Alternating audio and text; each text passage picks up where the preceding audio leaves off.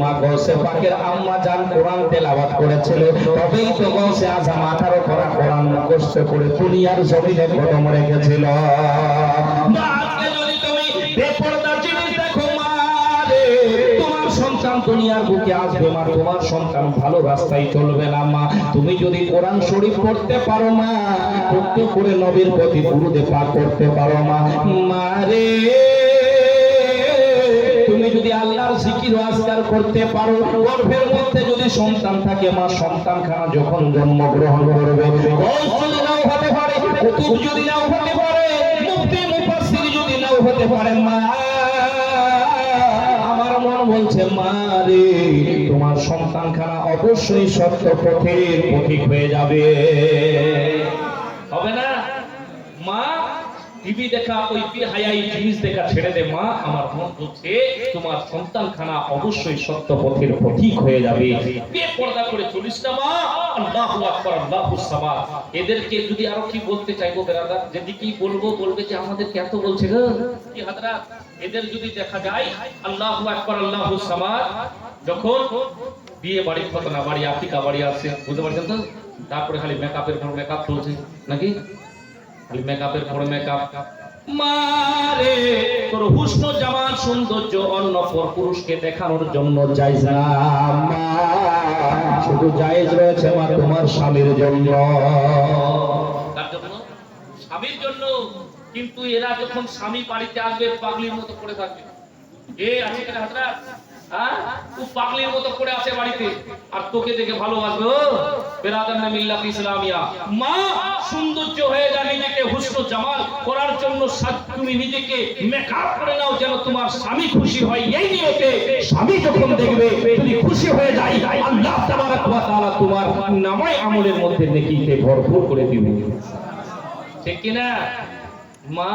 এটা নিয়ত রাখতে হবে, মানুষকে দেখার জন্য না। যেটা করতে হবে বাড়িতে, ওটা গিয়ে করছে খাড়িতেও। বেরাদার মিল্লাত ইসলামিয়া মা রে, মা গো মা, একটু শুধু চিন্তা ভাবনা করবে মা। পর্দার কথাটা বলতেছিলাম বেরাদার। আল্লাহু আকবার, আল্লাহুস সামাদ। ও জগতের সোনা বন্ধুরা, আমার বাপ চাচারা, একদিন এক গ্রামের মধ্যে ইমাম সাহেব ছিলেন, খুতবা দিচ্ছেন, ওয়াজ করছেন। হে বেরাদার মিল্লাত ইসলামিয়া, পর্দার মধ্যে থাকতে হবে। যেমন আপনার ইমাম সাহেব আছে, একদিন খুতবা দিচ্ছেন, একদিন ওয়াজ করছেন। কি করছেন? ওয়াজ করছেন। পর্দা করে চলতে হবে। একজন বড় দিওয়ানা ছিল, তার কি ছিল? দিওয়ানা ছিল, মাস্তানা। বলছে হুজুর, আমি যখন বিয়ে করব আমার স্ত্রীকে আমি বুরকা পরাবো। बुर्का पढ़ाबो हुजूर। বলছে বেটা अच्छी बात है, बुर्का पहना देना। বেরাদার মিল্লাত ইসলামিয়া তো বিয়ে হয়ে গেছে। বিয়ে হয়ে যাওয়ার পরে এবার ওর স্ত্রীকে নিয়ে বোঝাচ্ছে বুরকা পরিয়ে খুব সুন্দর করে।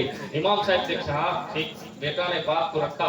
আল্লাহু আকবার, আল্লাহুস সামাদ। বেরাদার মিল্লাত ইসলামিয়া তো একবার বুরকা পরিয়ে নিয়ে গেল, আবার আসলো বাড়িতে। দ্বিতীয় রাউন্ডে যখন যাচ্ছে, ইমাম সাহেব চায়ের দোকানে চা খাচ্ছে। কি খাচ্ছে?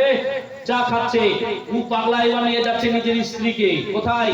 বাপের বাড়ি। বুরকা নাই, ও শাড়ি পরিয়ে, বেরাদার মাথায় কোনো উড়না নাই, এমনি নিয়ে চলে যাচ্ছে। হ্যাঁ, ইমাম সাহেব দেখে নিয়েছে, বলছে এই আসুক, এ তো আসবে যখন শ্বশুর বাড়িতে ভালো মন্দ খাওয়ার পরে, মসজিদে তো আসবে নামাজ পড়তে, তারপরে একে ধরবো আমি। হ্যাঁ, বেরাদার মিল্লাত ইসলামিয়া তো শ্বশুর বাড়ি থেকে ভালো মন্দ খাওয়ার পরে মসজিদে এসেছে নামাজ পড়ার জন্য। বলছে क्या बात है बेटा, एक दिन बुर्का पहना दिया उसके बाद खत्म, क्या बात है? हजरत पूछिए मत और ना पूछिए, एक दिन बुर्का पहनाने के बाद गांव के जितने कुत्ता है मेरी बीवी के पीछे कभी और छोड़ा नहीं, खाली घूमते रहे घर घर करते रहे।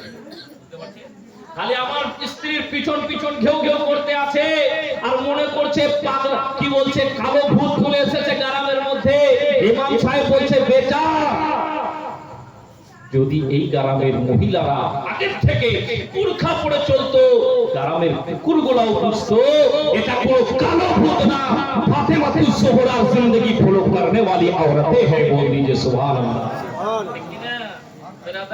তো আপনার বাড়িতে খালি একটা ফটফট নিয়ে গেল, কুকুরটা দেখলো ভুক বেঁধে, হ্যাঁ কালো ভূত আসছে কোথা থেকে, ঠিক কিনা? আল্লাহু আকবার, আল্লাহুস সামাদ।